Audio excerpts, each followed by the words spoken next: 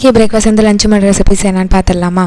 Back to ரொட்டீனுக்கு வந்தாச்சு. சுத்தமாக உள்ளே வரவே முடியலை. 1 மந்த் நல்ல கேப் எடுத்தாச்சு. பட் இருந்தாலும் உள்ளே வந்து தானே ஆகணும். காலையில் பிரேக்ஃபாஸ்ட்டுக்கு ஊர்லேருந்து இடியாப்பம் மாவு எடுத்து வச்சுருந்தேன். காலையில் பிரேக்ஃபாஸ்ட்டுக்கு இடியாப்பம் கொஞ்சம் புழிஞ்சு எடுத்துக்கிட்டேன். நம்ம வீட்டில் வெங்காயம் தக்காளி நான் இன்னும் வாங்கலை.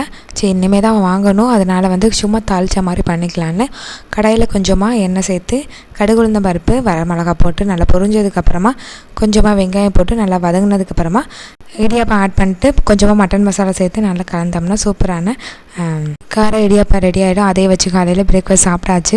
லஞ்சுக்கு வந்து கொஞ்சமாக ரசம் வச்சுருந்தேன். ஊர்லேருந்து நேற்று வந்து கடல் குழம்பு கொடுத்து விட்டாங்க. அதுவும் கொஞ்சமாக இருந்துச்சு.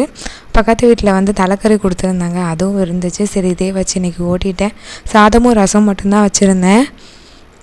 ஃபைனலாக பிளேட்டில் சாதம் போட்டு குடல் வச்சு தலைக்கறி வச்சு ரசம் வச்சு மத்தியானம் சாப்பாடாக சூப்பராக சாப்பிட்டாச்சு. நாளைக்கு இன்னொரு வீடியோவில் பார்க்கலாம். பை.